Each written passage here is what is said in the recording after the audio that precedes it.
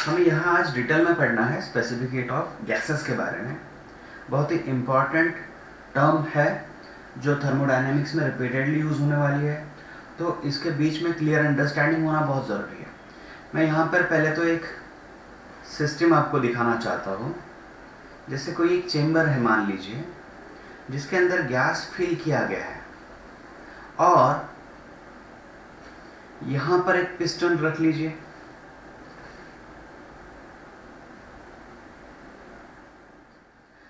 और इसके अंदर यहाँ पर है गैस, ठीक है। तो ये एक तरीके से सिस्टम बन जाएगा और जो रिमेनिंग होगा that will be treated as a surrounding. तो ये जो गैस अंदर फील्ड है that is acting as a system और जो रिमेनिंग जितना पोर्शन है that is as a surrounding. ये पिस्टन जो होता है, जो मैंने यहाँ पर दिखा दिया आपको, ये पिस्टन हो सकता है मूवेबल हो या फिर हो सकता है इसको फिक्स करा दिया गया हो। तो काफ़ी अलग अलग प्रोसेसेस में से हमको इसको समझना पड़ेगा। देखिए, जैसे ही मैं इसको एनर्जी सप्लाई करता हूँ, ये बहुत ही एक जनरल एग्जांपल के तौर पर मैं यहाँ पर ले रहा हूँ, अलग प्रोसेस होती है हीट सप्लाई करने की। लेकिन मान लीजिए मैंने यहाँ पर हीट सप्लाई कर दिया, क्यों? अभी जो हीट सप्लाई कर दिया वो हीट इस सिस्टम को मिलने वाला है। इसी का मतलब इसके अंदर के जो मॉलिक्यूल्स है उसको मिलने वाला है। जो मॉलिक्यूल्स होते हैं जब एनर्जी एक्वायर करते हैं तो उसका काइनेटिक एनर्जी बढ़ता है, क्योंकि हमने इसके पहले ही पढ़ा है काइनेटिक एनर्जी जो होता है वो टेम्परेचर डिपेंडेंट होता है, या फिर आरएमएस स्पीड जो होता है मॉलिक्यूल का that is directly proportional to root of temperature. तो जैसे हीट सप्लाई किया जाता है इसका टेम्परेचर चेंज होता है। लेकिन टेम्परेचर जो चेंज हो रहा है, वो टेम्परेचर जो चेंज हो रहा है उसको मुझे स्टडी करना है, कितना टेम्परेचर चेंज होने वाला है। मान लीजिए मुझे कोई टेम्परेचर जो चेंज करना है वो अमाउंट डेल्टा टी से चेंज करने वाला है।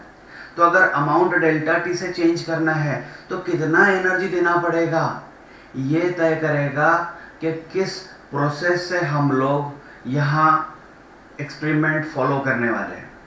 मतलब क्या है, इसको समझ लीजिए आप। ये जो पिस्टन है, मान लीजिए मैंने पिस्टन को यहाँ पर फिक्स करा दिया। पिस्टन को मैंने अलो ही नहीं किया है कि जो हीट सप्लाई की जाती है उसके वजह से देखिए गैस एक्सपांड होना शुरू होगा। गैस अगर एक्सपांड होता है तो इसका वॉल्यूम बढ़ेगा। अगर वॉल्यूम बढ़ेगा मतलब पिस्टन यहाँ से नीचे से ऊपर जाने वाला है, इसी का मतलब गैस यहाँ पर वर्क डन करने वाली है। तो जो इतना एनर्जी मैं देने वाला हूँ वो एनर्जी यूटिलाइज होगा इंटरनल एनर्जी ऑफ गैस बढ़ाने के लिए, चेंज करने के लिए। उसके अलावा पिस्टन अगर मूव होता है तो वर्क डन भी होता है। तो जो एनर्जी मैं दे रहा हूँ वो डिस्ट्रीब्यूट हो रहा है, ठीक है।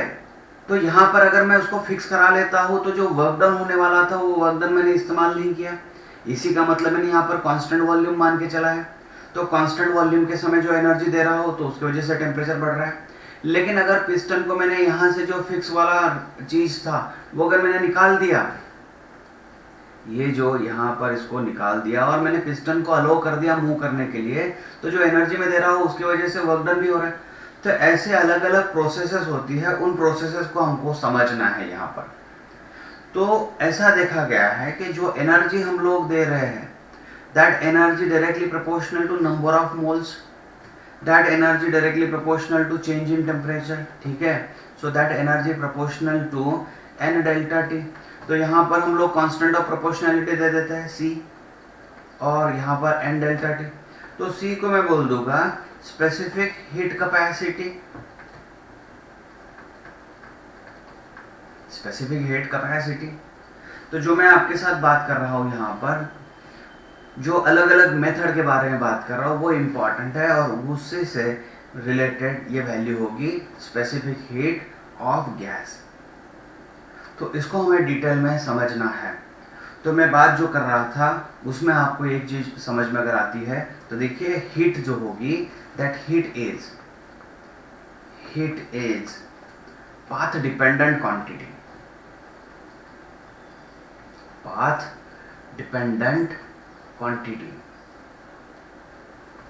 तो पाथ डिपेंडेंट क्वांटिटी मतलब heat required to change the temperature of given gas at constant pressure is different, and heat required to change the temperature of same gas through same amount at constant volume is different. आपको statement समझ में आ रहा है कि जो heat है, जो मैं हीट सप्लाई कर रहा हूँ जिसकी वजह से टेम्परेचर चेंज होने वाला है, अगर यहाँ पर मैं कांस्टेंट प्रेशर रख देता हूँ, सॉरी इसके यहाँ पर मैं कांस्टेंट वॉल्यूम रख देता हूँ, इसको फिक्स करा देता हूँ तो कांस्टेंट वॉल्यूम आ जाता है। अगर कांस्टेंट वॉल्यूम आ जाता है तो अलग एनर्जी देना पड़ेगा, और अगर इसको रिमूव कर देता हूँ और कांस्टेंट प्रेशर मतलब जो इसका पिस्टन का प्रेशर बन रहा था बस उतना ही रख दिया तो प्रेशर कांस्टेंट मान के चलाओ मैं, तो उस समय मुझे टेम्परेचर चेंज करने के लिए जो एनर्जी देना पड़ेगा वो अलग होगा। तो इस तरीके से ये हीट जो होती है ये पाथ डिपेंडेंट क्वांटिटी कहलाई जाएगी।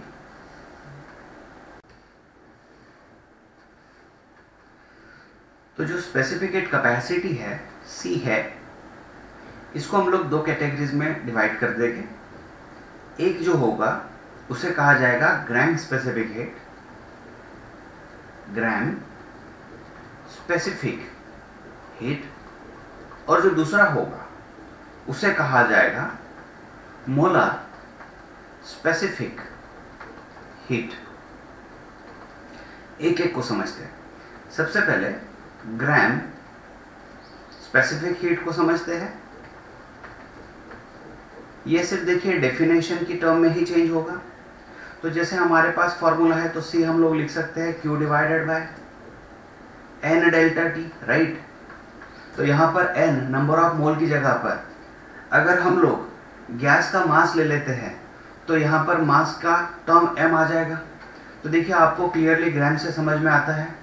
तो ये जो होगा it is the heat which is required to raise the temperature of unit mass of substance by unit degree we can say, जैसे कि 1 डिग्री से राइज कर लिया मान लीजिए।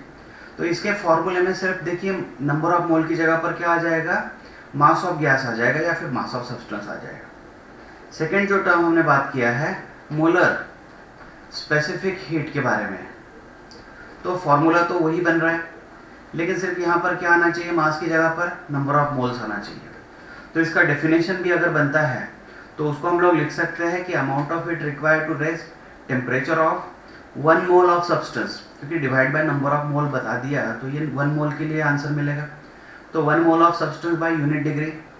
तो इस तरीके से हमारे पास मोलर स्पेसिफिक हीट या फिर ग्राम स्पेसिफिक हीट आते हैं। चलिए और थोड़ा डिटेल में समझते हैं इसको कि स्पेसिफिक हीट ऑफ गैसेस जो है, हम लोग जब एनर्जी सप्लाई करते हैं तो वॉल्यूम और प्रेशर दोनों चेंज होता है और टेम्परेचर भी इसके साथ साथ चेंज होता है। तो जो अमाउंट ऑफ हीट जो है required to raise the temperature of unit mass of gas by 1 kelvin या फिर 1 डिग्री, ये फिक्स नहीं होगा, डेफिनाइट नहीं होगा। डेफिनाइट नहीं होगा मतलब क्या है कि हम प्रोसेस कौन सी फॉलो कर रहे हैं उसके हिसाब से हम लोगों को C के जो वैल्यूज अलग अलग मिलने वाली है। अभी C की वैल्यूज कितनी मिल सकती है, कितनी, हाउ मेनी, या फिर C की वैल्यूज हमें कितनी मिलने वाली है, समझ लो कितनी मिलने वाली है। कितनी मतलब क्या है, 0 मिलेगी, 1 मिलेगी, 2 मिलेगी, इन्फिनिटी मिलेगी, पॉजिटिव मिलेगी, निगेटिव मिलेगी, या फिर क्या क्या टर्म मिलने वाली है, इसको हमें थोड़ा यहाँ पर समझना है।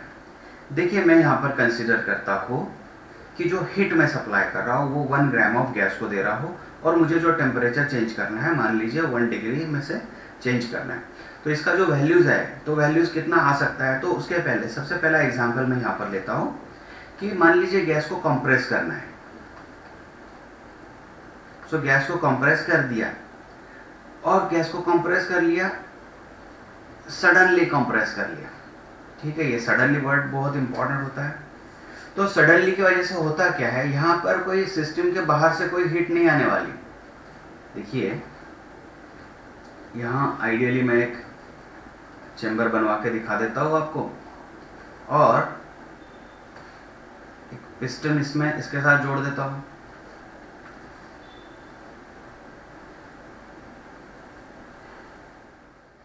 और जो इसके अंदर गैस बना हुआ है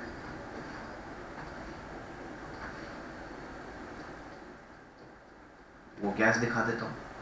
ऑल ऑफ सडन जब हम लोग इसको कंप्रेस कर देते हैं, ऑल ऑफ सडन अगर हम लोग इसको कंप्रेस कर देते हैं तो होता क्या है, हम लोगों ने एक्सटर्नली कोई एनर्जी नहीं दिया, एनर्जी फ्रॉम आउटसाइड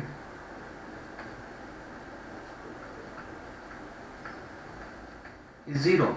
ये समझ में आ गया आपको? इसको अगर ऑल ऑफ सडन कंप्रेस कर दिया, देखिए आपने साइकिल में हवा भरी होगी, तो जो पंप हम लोग यूज़ करते हैं तो बॉटम में थोड़ा सा हीट जनरेट हो जाता है, तो हम लोग काफ़ी फास्ट में उसको कंप्रेस करते हैं, एक्सपांड करते हैं, तो ये सारी चीज़ें चलती है। तो इसमें देखिए इसको ऑल ऑफ सडन कंप्रेस कर दिया आपने, तो यह खुद का ही एनर्जी यूज़ करेगा, ये एक्सटर्नल एनर्जी का इस्तेमाल नहीं करने वाला है। लेकिन यहाँ पर जो अगर आप बॉटम में देखते हो तो थोड़ा सा टेम्परेचर चेंज हुआ मिलता है, आप अगर उसको हाथ लगा के देखते हो तो आपको गर्म फील होगा। इसका मतलब टेम्परेचर जो है ये चेंज हुआ है, टेम्परेचर चेंज हुआ है, यस टेम्परेचर चेंज हुआ है या राइज हुआ है, चेंज हुआ है बोल सकते हैं हम लोग यहाँ पर, या फिर राइज हुआ है क्योंकि मैंने इसको कंप्रेस कर दिया, तो हम लोग प्रॉपर वर्ड राइज बोल सकते हैं टेम्परेचर को। तो सी वाला जो फॉर्मूला था देखिए Q divided by N delta T था, अगर Q ही जीरो है तो इसका पूरा आंसर जीरो मिल गया, तो इसका मतलब है C की एक वैल्यू जो है मुझे जीरो मिल चुकी है यहाँ पर। उसी तरीके से चलिए दूसरी टर्म को हम लोग टर्म डिफाइन करना शुरू कर देते हैं। अभी गैस को हीट सप्लाई किया, Q सप्लाइड टू गैस, ठीक है, और gas is allowed to expand, gas is allowed to expand, gas को हमने एक्सपांड होने दिया है। तो हो क्या रहा है, अगर एक्सपांशन की प्रोसेस कुछ इस तरीके से है कि rate of rise of temperature is equal to rate of fall of temperature है। इसका मीनिंग क्या बन रहा है, देखिए जब गैस एक्सपांड होती है, जब गैस एक्सपांड होती है तो उसका कूलिंग होता है, जब गैस एक्सपांड होती है तो गैस का कूलिंग होता है, लेकिन हम लोग तो हीट भी सप्लाई कर रहे हैं, मतलब टेम्परेचर इसका बढ़ना चाहिए, और गैस एक्सपांड हो रहा है तो गैस के एक्सपांशन की वजह से कूलिंग हो रहा है। तो दो बातें आपको समझ में आ रही है, हीट सप्लाई करने की वजह से राइज इन टेम्परेचर होगा, लेकिन गैस एक्सपांड होने की वजह से फॉल इन टेम्परेचर होगा। अगर मान लीजिए दोनों का रेट सही तरीके से अगर है, इक्वल है, तो हम लोग यहाँ पर बोल देंगे कि चेंज इन टेम्परेचर तो हमें जीरो ही मिलने वाला है, क्योंकि rate of rise equal to rate of fall, तो चेंज इन टेम्परेचर कुछ नहीं होगा, मतलब इनिशियल टेम्परेचर और फाइनल टेम्परेचर सेम होने वाला है ना। इनिशियल टेम्परेचर और फाइनल टेम्परेचर सेम का मतलब क्या है, हम उसी प्रोसेस को आइसोथर्मल प्रोसेस बोलते थे, और आइसोथर्मल प्रोसेस में टेम्परेचर होता था कांस्टेंट, अगर टेम्परेचर कांस्टेंट है तो डेल्टा टी आ गया था जीरो। तो इस हिसाब से, इस लॉजिक से अगर बात करते हैं तो C is equal to Q by N into delta T, तो जीरो आ गया, इसी का मतलब C की वैल्यू इन्फिनिटी आ गई है। ये दूसरा नंबर हमें मिल गया, ये हमें दूसरा नंबर मिल गया। यहाँ पर तीसरी टर्म के बारे में बात करते हैं। देखिए रेट ऑफ एक्सपेंशन जो चल रहा है, रेट ऑफ एक्सपेंशन जो है, यही इसी को मैं एक्सटेंड कर देता हूँ, हीट में सप्लाई कर रहा हूँ, तो रेट ऑफ एक्सपेंशन जो बन रहा है यहाँ पर काफ़ी स्लो है, रेट ऑफ एक्सपेंशन काफ़ी स्लो है। तो रेट ऑफ एक्सपेंशन काफ़ी स्लो होने की वजह से क्या करते हैं हम लोग, यहाँ पर एक चीज़ मान के चलते हैं कि जो फॉल इन टेम्परेचर है, fall in temperature is less then rise in temperature. देखिए मैं आपको यहाँ पर बड़ा बताया था, गैस एक्सपांड होती है तो कूलिंग होता है, और हम लोग हीट भी सप्लाई कर रहे हैं, तो एक्सपांशन का प्रोसेस स्लो होने की वजह से जो फॉल इन टेम्परेचर है वो घटेगा, लेकिन राइज इन टेम्परेचर तो है क्योंकि हम लोग हीट सप्लाई कर रहे थे। तो इसी का मतलब क्या हो रहा है कि फाइनल टेम्परेचर जो है that is greater then initial temperature, तो इसी का मतलब डेल्टा टी जो आएगा वो पॉजिटिव नंबर आने वाला है। तो डेल्टा टी अगर पॉजिटिव आने वाला है तो सी का जो नंबर बनेगा that C will be positive, ठीक है, तो सी का कोई पॉजिटिव नंबर मिलेगा apart from zero. Fourth process देख लीजिए यहाँ पर हम लोग मान के चलते हैं कि एक्सपेंशन, रेट ऑफ एक्सपेंशन जो है वो फास्ट है, स्लो की बजाय हम लोगों ने क्या कर लिया, फास्ट मान के चला। तो फास्ट के होने की वजह से क्या होगा, रेट ऑफ कूलिंग ज़्यादा बढ़ेगा, तो फॉल ऑफ टेम्परेचर जो होगा is more than rise in temperature? मतलब क्या है, तो मैं यहां पर कहीं पर लिख देता हूं जो आपको दिखेगा, final temperature is less than initial temperature. देखिए, fall in temperature is more than the rise in temperature, मतलब हीटिंग की वजह यहाँ पर कूलिंग वाला प्रोसेस चल रहा है। कूलिंग मतलब क्या हो रहा है कि इसका जो रिजल्ट मिलेगा वो कूलिंग मिलेगा। तो यहाँ पर अगर डेल्टा टी लिख लेते हैं तो देखिए फाइनल माइनस इनिशियल के बारे में अगर बात करते हैं, T F minus T I, तो ऑब्वियस है कि डेल्टा टी वाली वैल्यू जो होगी वो निगेटिव मिल जाएगी। तो इसी का मतलब सी वाली वैल्यू क्या है, निगेटिव मिलना तय है। सी वाली वैल्यू जो है निगेटिव मिलना तय है। तो आपको जो मैंने यहाँ तक जो डिस्कस किया है मैंने आपके साथ में, उससे आपको एक चीज़ तो बहुत ही क्लियरली समझ में आ रही होगी कि जो स्पेसिफिक हीट ऑफ गैस वाली क्वांटिटी है, जो स्पेसिफिक हीट ऑफ गैस वाली क्वांटिटी है, इसकी वैल्यू 0 हो सकती है, इन्फिनिटी हो सकती है, राइट। तो हम लोग अगर नीचे अगर देखें तो पॉजिटिव हो सकती है या फिर निगेटिव हो सकती है, इतनी सारी चीज़ें हैं। तो स्पेसिफिकली डिफाइन करना बहुत ज़रूरी होता है। हम लोगों को जो फर्स्ट प्रोसेस पढ़ी है कि जैसे यहाँ पर कॉम्प्रेस सडनली और डेल्टा Q इक्वल टू 0, इसी प्रोसेस को हम लोग एडियाबेटिक भी बात कर सकते हैं, no exchange of heat between system and surrounding, ठीक है। और ये जो थी आइसोथर्मल प्रोसेस थी। तो जो 4 प्रोसेसेस हमारे पास होती है, देखिए, आइसोबैरिक मतलब प्रेशर कांस्टेंट, आइसोकोरिक मतलब volume constant, adiabatic no exchange of heat between system and surrounding, और isothermal no change in temperature. तो इसमें से जो 2 प्रोसेसेस बन रही थी, तो ये 2 प्रोसेस तो हम लोग इस्तेमाल ही नहीं कर पाएंगे। तो हम गैसेस के टर्म में अगर बात करते हैं तो प्रॉपरली 2 चीज़ों पर काम करेंगे, या तो प्रेशर कांस्टेंट रख दीजिए या फिर वॉल्यूम कांस्टेंट रख दीजिए। चलो उसको डिस्कस करते हैं हम यहाँ पर। तो specific heat of gas at constant volume, specific heat of gas at constant volume, हम लोग उस पर बात करना शुरू करते हैं। तो उसी तरीके से मैं यहाँ पर आपको चेंबर दिखाता हूँ।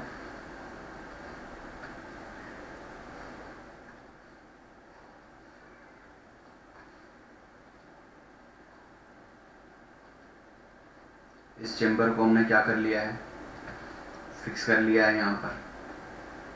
यहाँ पर मैंने उसको फिक्स कर लिया है, इसको मूव करने नहीं दिया।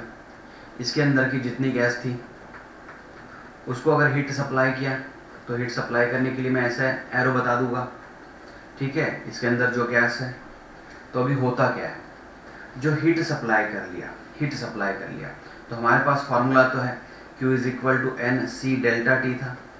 तो इसी फॉर्मूले को हम लोग इसके आगे लिखते हैं, Q is equal to N C V delta T. V suffix इसलिए दिया क्योंकि हम लोगों ने यहाँ पर प्रोसेस में वॉल्यूम कांस्टेंट कर लिया था। तो सी वी जो आ गया, ये आ गया स्पेसिफिक हीट ऑफ गैस या फिर specific heat capacity of gas at constant volume. ये आ गया एट कांस्टेंट वॉल्यूम।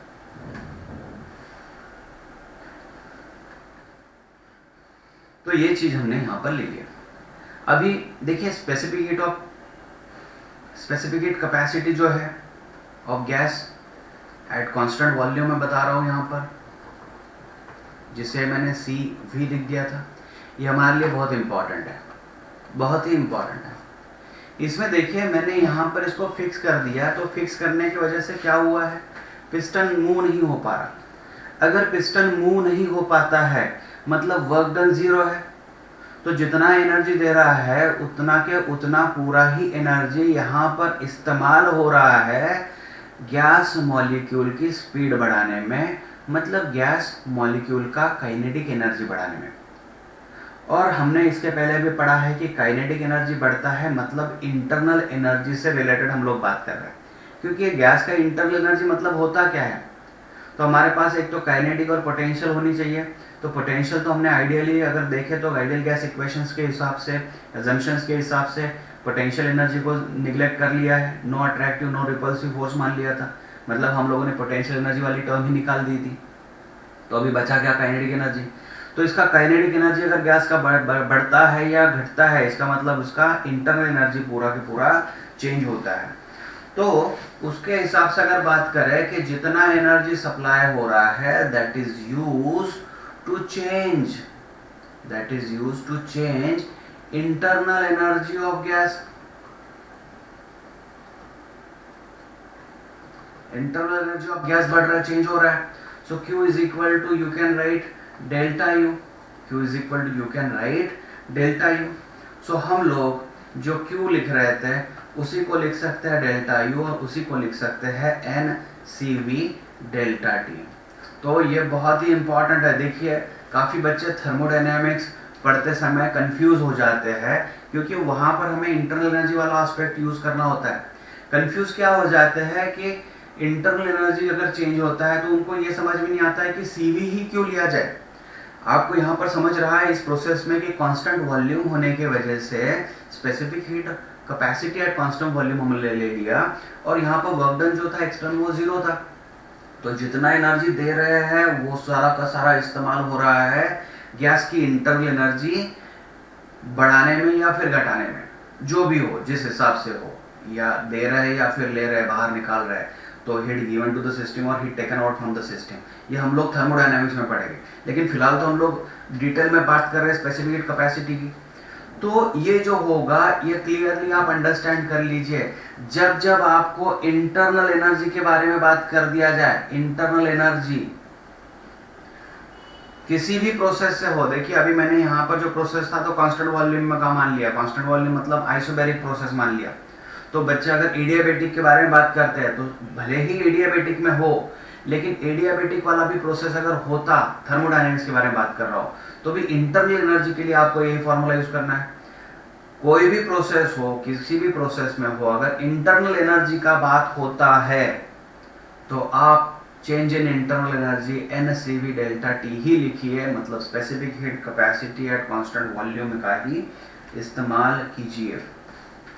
अभी हमारे पास इंटरनल एनर्जी का फॉर्मूला जो था, जो इसके पहले लेक्चर में पढ़ा था हमने, N F by two R T, right.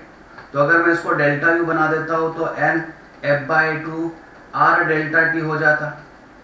तो अगर ये इक्वेशन जो मैंने काइनेटिक थ्योरी ऑफ गैस से उठाया था, राइट, अभी हमारा काइनेटिक थ्योरी ऑफ गैस ही चल रहा है, तो जो काइनेटिक थ्योरी ऑफ गैस का आर्टिकल था उसमें से मैंने लास्ट लेक्चर में आपको पढ़ाया था, उसमें से मैंने इसको उठा लिया और इसको दोनों को कंपेयर कर देते हैं, तो आपको पता चलेगा कि CV की जो वैल्यू है वो आप लिख सकते हो F बाई टू और R, ये आपको समझ में आ रहा है। और F क्या होता था, तो F था डिग्रीज ऑफ फ्रीडम। तो जो गैस होगी, मान लीजिए कि जैसे मोनो एटॉमिक गैस के बारे में बात कर रहा हूं, मोनो एटॉमिक गैस, तो मोनो एटॉमिक गैस का डिग्रीज ऑफ फ्रीडम हमारे पास 3 था, तो CV आप लिख सकते हो उस गैस के हिसाब से 3/2R। अगर डाई एटॉमिक, जब तक स्पेसिफाई ना किया जाए हम लोग वाइब्रेशनल नहीं लेने वाले, डाई एटॉमिक का डिग्रीज ऑफ फ्रीडम हम लोगों ने 5 ले लिया था, तो CV कितना बन रहा है यहाँ पर 5/2R बन रहा है। अगर try atomic non linear consider कर लिया जाए, ट्राई एटॉमिक नॉन लीनियर, तो डिग्रीज ऑफ फ्रीडम कितना था, तो 6 था। तो उसके हिसाब से अगर देखिए तो CV कितना बन रहा है यहाँ पर 3 टाइम्स था। तो देखिए CV का वैल्यूज अभी आपको इसके आगे निकालते आ सकता है। CV का जो वैल्यू होगा, मैंने यहाँ पर ट्राई एटॉमिक लिया, तो आप पॉली एटॉमिक भी ले सकते हो, लेकिन नॉन लीनियर होना चाहिए, उसका डिग्रीज ऑफ फ्रीडम कितना होना चाहिए, 6 होना चाहिए। ठीक है, आपको ये चीज समझ में आ गई, how to get the value of CV। और CV का ये जो फॉर्मूला है, ये आपको मतलब एडवांटेजियस हो जाएगा आगे चलकर, ये बहुत ही इंपॉर्टेंट है। तो इस तरीके से हम इसका इस्तेमाल थर्मोडायनेमिक्स में करने वाले हैं। अभी हम पढ़ते हैं specific heat of gases at constant pressure. तो कांस्टेंट प्रेशर पर इसको डिस्कस कर लेते हैं, तो इसको मैं CP लिख देता हूं। तो कांस्टेंट प्रेशर के लिए उसी तरीके से एक चैम्बर मान लीजिए, इसमें जो पिस्टन है,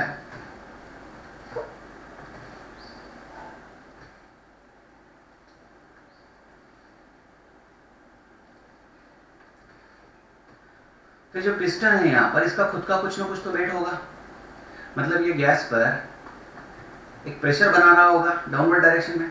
अब एटमॉस्फेरिक प्रेशर के बारे में बात भी करते हैं तो एटमॉस्फेरिक प्रेशर तो कंपलसरी ऐड होके ही आ रहा है यहाँ पर।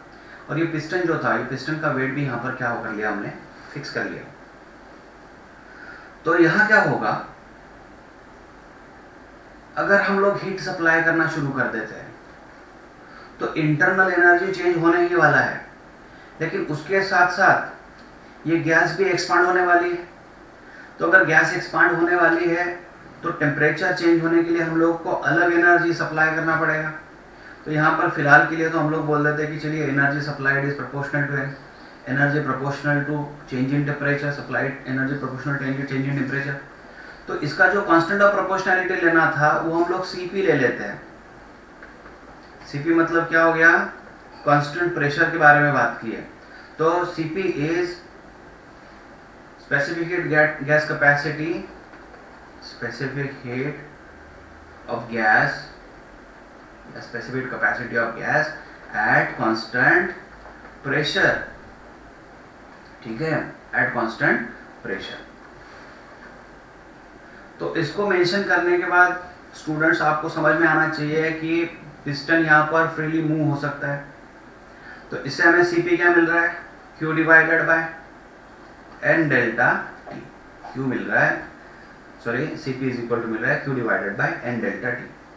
देखिए इसके पहले बताना रह गया है, तो n की अगर वैल्यू हम लोग 1 मोल लेते थे, अगर लेते हैं, और चेंज इन टेम्परेचर मान लीजिए 1 डिग्री राइज है। 1 डिग्री मतलब क्या होता है, 1 डिग्री सेल्सियस या फिर 1 केल्विन, क्योंकि डिफरेंस तो उतना ही बनेगा यहाँ पर।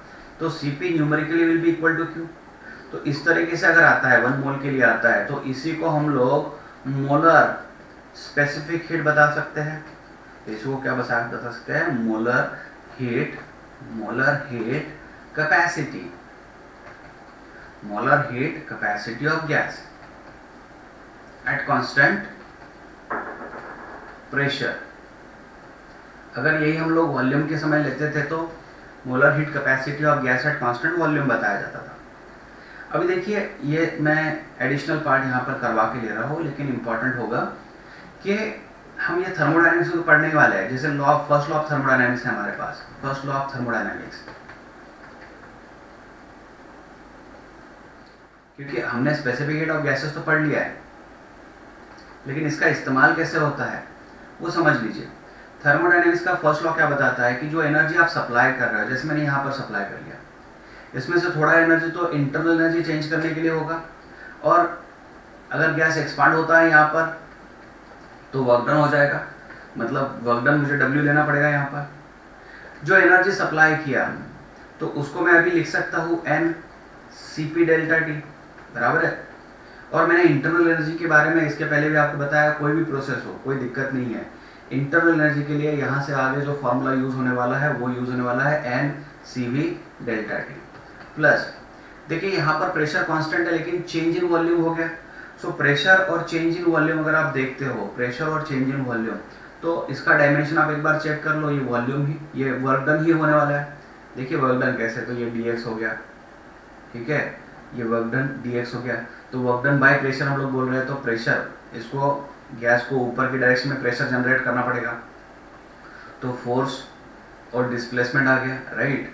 और इसका जो एरिया था वो एरिया ए ले लेता हूँ मैं, तो वर्क डन जो आया तो वो F इंटू डी एक्स आया था, वर्क डन जो आया था वो F इंटू डी एक्स आया था, तो F इंटू डी एक्स, और इसका एरिया ए होने की वजह से इसको हम लोग प्रेशर इंटू एरिया लिख सकते हैं। तो pressure into area into d x, pressure into d V आ जाएगा। इस तरीके से DW स्मॉल वर्क डन या फिर टोटल वर्क डन के बारे में बात कीजिए, इंटरनल कोई दिक्कत नहीं है, यहाँ पर DW लिख लीजिए। तो यहाँ पर सिर्फ मैं रिप्रेजेंट करने के लिए ला रहा हूँ, आगे चलकर इसको डिटेल में पढ़ते हैं इंटीग्रेशन विद इंटीग्रेशन, क्योंकि वर्क डन को निकालने के लिए हमारे पास काफ़ी सारी अलग अलग प्रोसेसेस होगी, तो एक एक प्रोसेस को समझना ज़रूरी है हमें आगे चलकर। तो फिलहाल के लिए यहाँ पर अगर आप देखते हो तो N आ गया, यह आ गया N Cp delta T plus, sorry, is equal to N Cv delta T plus, देखिए हमारे पास आइडियल गैस इक्वेशन जो था वो था PV is equal to nRT। तो अगर हम लोग P डेल्टा V लिख देते हैं तो nR आ जाएगा डेल्टा टी, वेरिएबल यही है। तो पी डेल्टा वी को हम लोग लिख देंगे एन आर डेल्टा टी। तो आपको कई सारी चीज़ें यहाँ पर मिल जाएगी कि C P is equal to C V plus आ गया R, C P is equal to आ गया सी वी प्लस आर। इसको ही हम लोग मेयर्स इक्वेशन और मेयर्स रिलेशन बोल सकते हैं, ठीक है।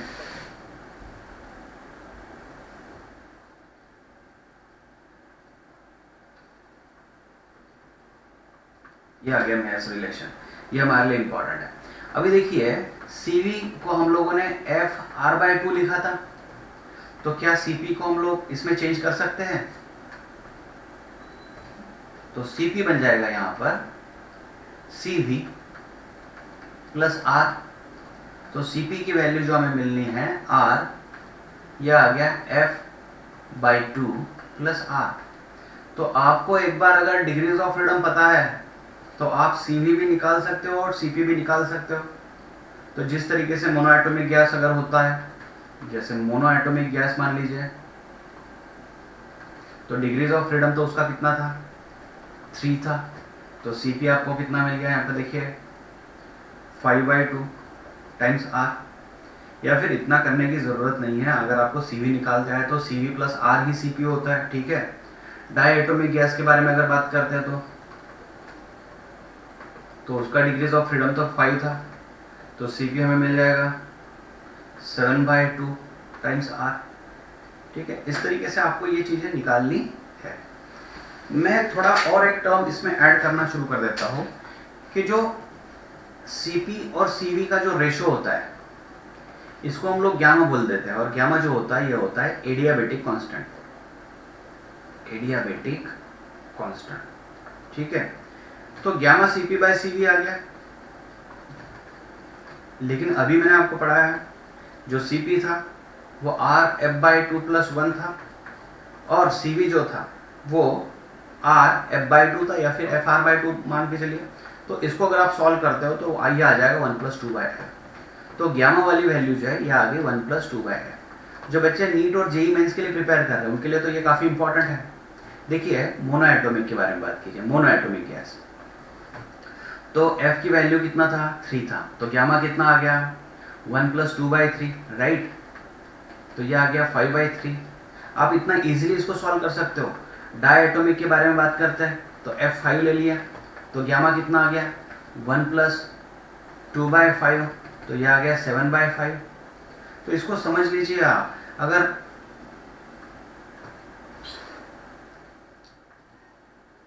अगर नॉन लीनियर पॉलीएटॉमिक गैस ले लेते तो नॉन लीनियर पॉलीएटॉमिक गैस, आपको यह समझना है कि डायटोमिक वाला जो रिलेशन मिल रहा है वही ट्राइएटॉमिक के लिए भी मिलने वाला है। ट्राइएटॉमिक लीनियर, ट्राइएटॉमिक लीनियर या फिर पॉलीएटॉमिक लीनियर। लीनियर, लेकिन लीनियर होना चाहिए, तो रिलेशन ये सब एक ही आने वाले हैं। तो इसमें हम लोग देखिए ऑसिलेटरी मोशंस तो नहीं कंसिडर करने वाले, वाइब्रेशनल तो कंसिडर नहीं करने वाले। तो डिग्रीज ऑफ फ्रीडम आपका मिला था यहाँ पर 6, तो गामा हो जाएगा 1 + 2/6, ठीक है। तो इसका मतलब 1 + 1/3 आ गया, तो यही आ गया 4/3। तो इस तरीके से आप गामा निकाल सकते हो। अभी इंटरनल एनर्जी ऑफ जो गैस था, internal energy of gas, internal energy of gas था, तो इसको हम लोग एडियाबेटिक कांस्टेंट के टर्म में कैसे ला सकते हैं। एडियाबेटिक कांस्टेंट की टर्म में लाना है हमें, in terms of adiabatic constant. तो क्या करते हैं, देखिए हमें गामा = CP/CV मिला है, तो इससे आप CP = लिख सकते हो गामा CV, ठीक है, इसको लिख सकते हो। तो हमारा जो CP - CV = R था, तो आप इसको गामा CV - CV = R लिख सकते हो। मतलब गामा -1 CV = R लिख सकते हो। तो CV का मतलब R/गामा -1 भी हो सकता है, ये समझ लो। और एक टर्म आपको एडिशनल मिल चुकी है यहाँ पर, specific heat capacity at constant volume जो है R/गामा -1, इसकी अलग वैल्यू थी। यहाँ पर गामा की वैल्यू क्या थी, CV की वैल्यू क्या थी, RF/2 था। उसी तरीके से यहाँ पर चेंज हो गया। ठीक है। तो Cp अगर मिलता है तो Cp कितना मिलेगा, या कैलकुलेशन करके देख लीजिए, Cp is equal to Cv plus R के हिसाब से अगर आप सॉल्व करते हो तो ये सब चेंज हो जाएगा, तो gamma R by gamma minus 1 मिल जाएगा। ठीक है, ये इसकी दो टर्म्स मिल गई। तो इंटरनल एनर्जी जो था, देखिए यह आप नोट डाउन कीजिए, लिखते देखते समय, वीडियो देखते समय इसको नोट डाउन करना शुरू कर दीजिएगा। हर एक चीज़ इंपॉर्टेंट है यहाँ पर, इसके साथ भी इंपॉर्टेंट हो गए।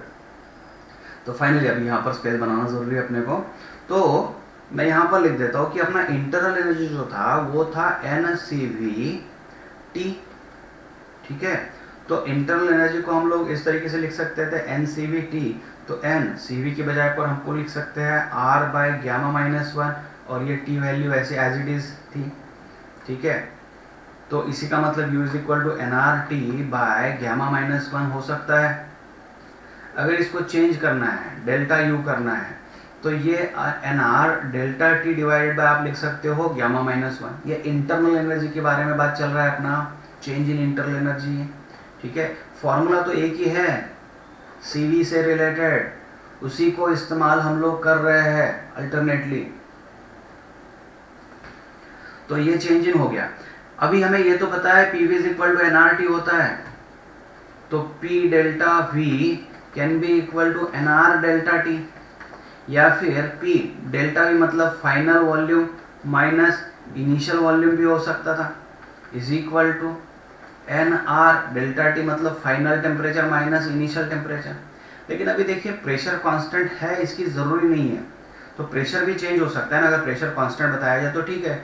तो आप एक काम कर सकते हैं, यहाँ पर मैं थोड़ा चेंजेस करवा के दे ही देता हूँ यहाँ पर, कि जैसे PV is equal to NRT है, तो किसी एक टेम्परेचर पर मान लीजिए, किसी एक टेम्परेचर पर P1 V1 is equal to NR T1 है, और किसी दूसरे टेम्परेचर पर P2 V2 is equal to NR T2 है। तो अगर डिफरेंस ले लेते हैं हम लोग P2 V2 minus P1 V1, तो ये आ जाएगा NR T2 माइनस T1। ये भी तो हो सकता है ना, क्योंकि प्रोसेस थोड़ी ना पता है कि कौन सी प्रोसेस के थ्रू आइसोबैरिक चल रहा है या क्या चल रहा है, पता नहीं है। तो हम लोगों ने यहाँ पर ये मान के चला है कि चलिए प्रेशर वॉल्यूम का कॉम्बिनेशन भी कुछ अलग होगा।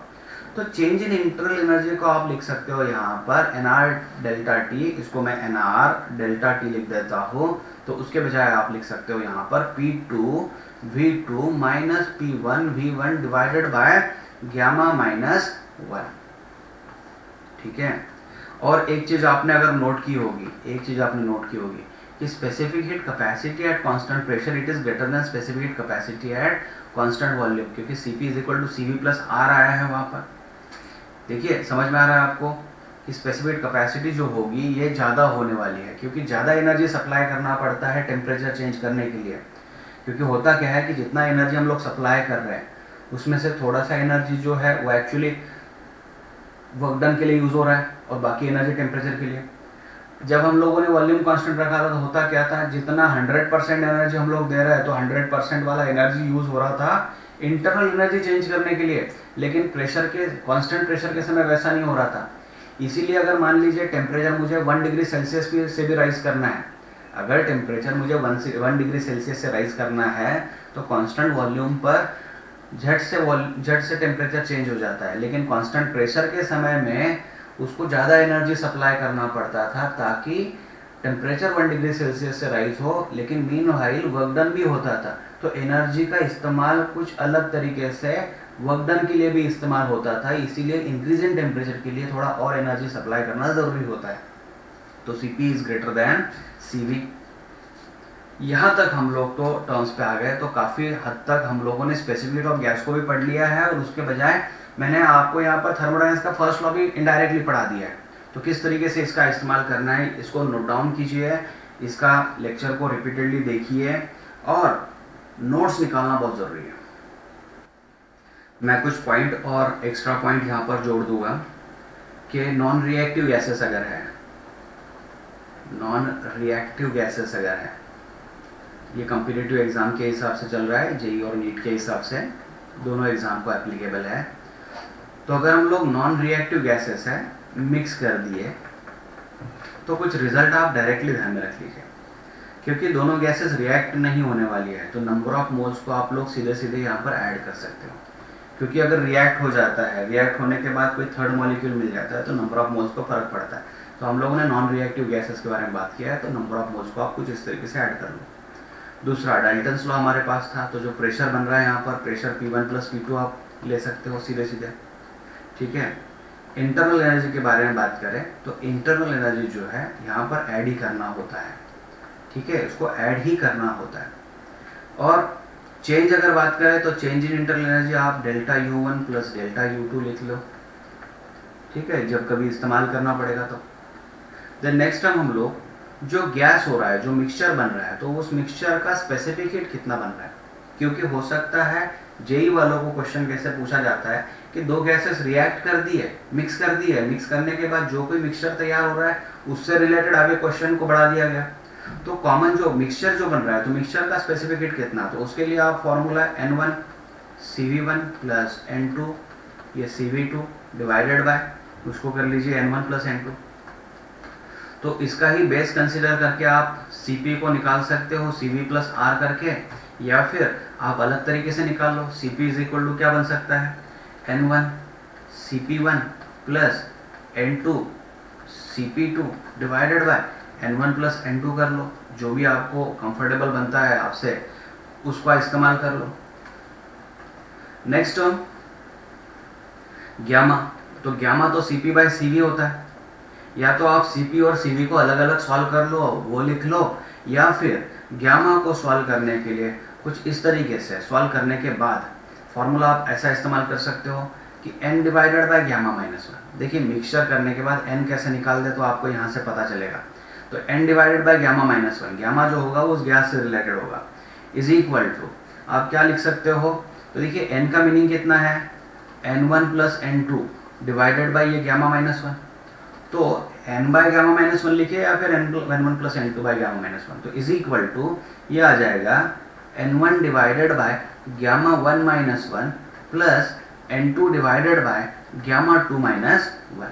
तो ये तरीका होता है यहाँ पर, तो आपको जैसे लगता है उस हिसाब से आप लीजिए इसको। और लास्ट हम लोग डिस्कस करेंगे कि जो मास होगा, जो मास बन रहा है, मोलर मास बन रहा है गैस का, मोलर मास जो बन रहा है, मतलब जो कोई नया रिएक्ट होके, जो रिएक्ट तो नहीं होगा ये, लेकिन जो गैस है उसका इक्विवेलेंट मोलर मास क्या लिया जाए, इक्विवेलेंट मोलर मास, तो हम लोगों को N1 M1 प्लस लेना है N2 M2 डिवाइडेड बाय करना है यहाँ पर N1 + N2, ठीक है। तो कुछ इस तरीके से इस फॉर्मूले को आप इस्तेमाल कीजिए।